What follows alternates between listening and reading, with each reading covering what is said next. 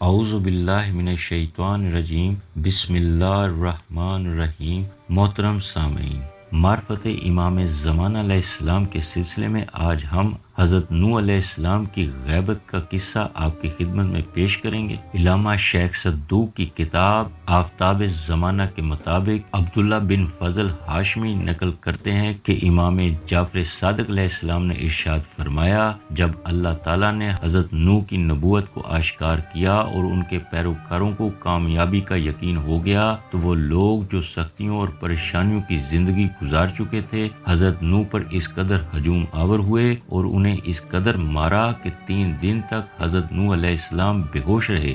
جب 3 دن کے بعد انہیں ہوش آیا تو اب بھی کانوں سے خون جاری تھا۔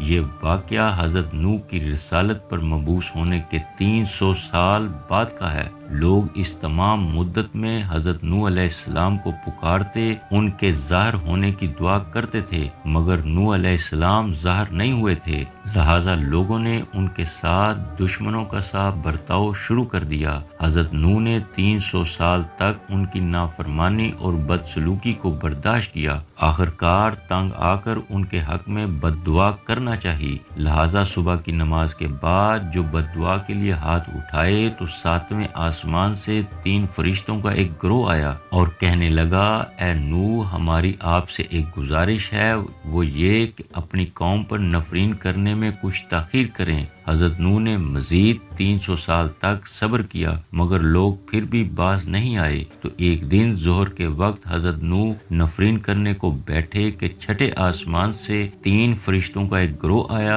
اور نوح پر سلام کر کے نفرین میں جلدی نہ کرنے کی گزارش کی۔ حضرت نوح نے مزید 300 سال تک صبر کیا اور پھر 300 سال کے بعد نوح نے نفرین کی تو حضرت جبرائیل امین نے آ کر خبر دی کہ آپ کی دعا قبول ہوئی۔ اب آپ اپنے پیروکاروں سے کہیں کہ خرما کھائیں اور اس کی گٹھلیاں اگائیں، ان کی پرورش کریں۔ جب ان گٹھلیوں سے درخت اور درختوں پر پھل آ جائے گا تو وہی کامیابی کا وقت ہے۔ حضرت نوح نے یہ سن کر اللہ کا شکر ادا کیا اور اپنے پیروکاروں کو مطلع کیا، وہ بھی یہ خبر سن کر بہت خوش ہوئے۔ اس دن سے انہوں نے خرما کھا کر اس کی گٹھلیاں اگانی شروع کر دیں تاکہ درخت اگیں اور پھل دیں۔ اب جو درختوں نے پھل بھی دے دیے اور ان کو کامیابی حاصل نہیں ہوئی تو دوڑے دوڑے حضرت نوح کے پاس آئے اور کہا کہ یہ کیا ماجرا ہے؟ آپ نے ہم سے وعدہ کیا تھا کہ خرما کی گٹھلیاں اگائیں گے اور جب درخت اور پھر درختوں پر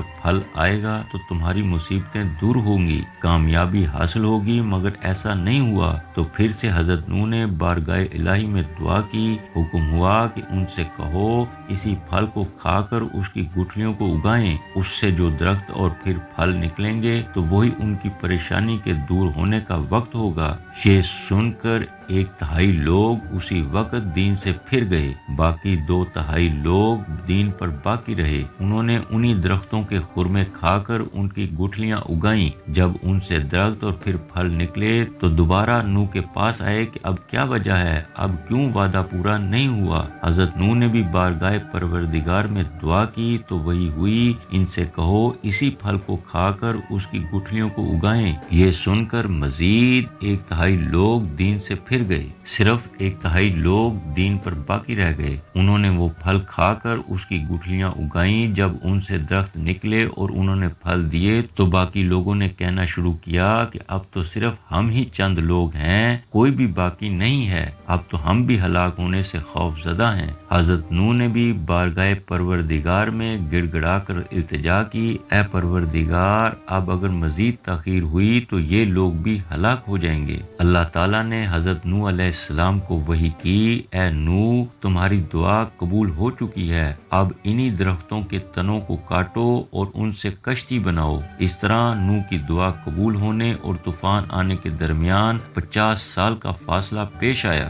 عبدالحمید بن ابی دیلم امام جعفر صادق علیہ السلام سے روایت کرتے ہیں کہ حضرت نے فرمایا، حضرت نوح علیہ السلام نے کشتی سے اترنے کے بعد 50 سال زندگی گزاری تو حضرت جبرائیل علیہ السلام آئے اور کہا، اے نوح، آپ کی نبوت کا وقت ختم ہوا، اب علم نبوت کو اپنے بیٹے سام کے حوالے کر دو تاکہ تمہارے بعد پیغام رسالت کو لوگوں تک پہنچائے۔ میں اسی طرح اپنے نیک بندوں کے لیے نیک رہنما رہنماؤں کا انتخاب کرتا ہوں تاکہ نیک لوگ اس رہنما سے ہدایت پائیں اور برے لوگوں پر حجت تمام ہو جائے۔ حضرت نوح علیہ السلام نے اسماء اعظم اور میراث علم نبوت کو اپنے بیٹے سام کے حوالے کیا، اور حضرت نوح کے دوسرے بیٹے حام اور یافس اس کی صلاحیت نہیں رکھتے تھے۔ پھر نوح علیہ السلام نے بعد میں آنے والے حضرت ہود کی لوگوں کو خوشخبری سنائی اور ان کی پیروی کرنے کا حکم دیا، اور کہا کہ ہر سال میرے وصیت نامہ کو کھول کر پڑھا جائے اور اس کے مطابق عمل کیا جائے۔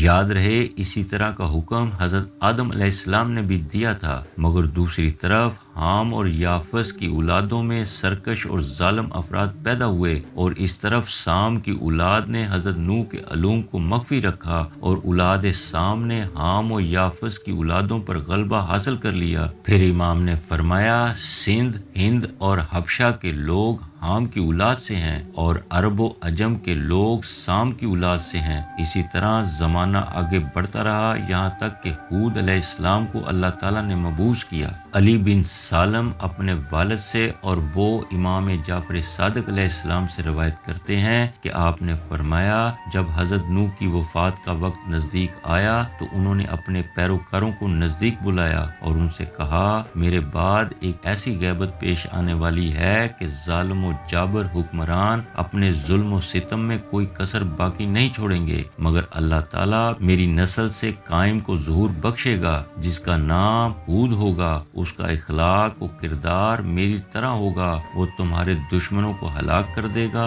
لہذا مسلسل لوگ حضرت ہود کے انتظار میں رہا کرتے تھے، یہاں تک کہ کافی عرصہ گزر گیا، نزدیک تھا کہ لوگ مایوس ہو جائیں۔ اللہ تعالیٰ نے ان کی پریشانیوں کو ختم کر دینے کے لیے ہود کو مبعوث کیا، ان کے دشمنوں کو سخت ہوا نے اپنی لپیٹ میں لے کر ہلاک کر دیا۔ پھر ان کے بعد غیبت کا سلسلہ جاری رہا یہاں تک کہ حضرت صالح مبعوث ہوئے۔ اسی طرح عبد الحمید بن ابی دیلم امام جعفر صادق علیہ السلام سے روایت کرتے ہیں کہ آپ نے فرمایا جب اللہ تعالیٰ نے حضرت ہود علیہ السلام کو مبعوث کیا تو سام کی باقی ماندہ اولاد ان پر ایمان لائی، مگر دوسروں نے کہا کہ ہم سے زیادہ طاقتور کون ہو سکتا ہے، تو سخت ہوا نے ان کو ہلاک کر ڈالا۔ باقی ماندہ لوگوں کو حضرت ہود علیہ السلام نے حضرت صالح کے ظہور کی خوشخبری سنائی۔ محترم سامعین، ظہور امام مہدی علیہ السلام کے حالات سے آگاہی کے سلسلے میں اب تک کے لیے بس اتنا ہی۔ انشاءاللہ ہم مزید معرفت و آگاہی کی ویڈیوز کے ساتھ دوبارہ حاضر ہوں گے۔